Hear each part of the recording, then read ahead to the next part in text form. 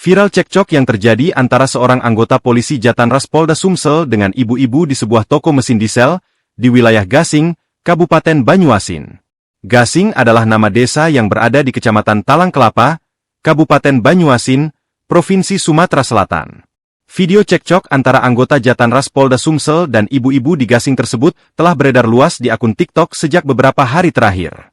Diketahui, video tersebut diunggah akun TikTok Agustoni6866. Dalam satu video terlihat anggota polisi berpakaian batik sedang bersih tegang dengan seorang wanita di dalam toko.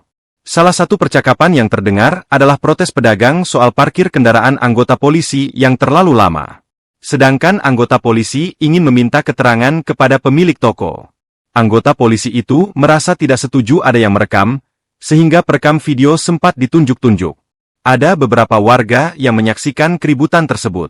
Saat dikonfirmasi perihal tersebut, Kabid Humas Polda Sumsel Kombes Pol Nandang M. Yumin Wijaya mengatakan pihaknya telah menindaklanjuti video viral tersebut. Kini Bid Propam Polda Sumsel tengah menyelidiki insiden tersebut. Namun ia belum mengetahui bagaimana kronologis insiden keributan dan apa yang melatar belakanginya.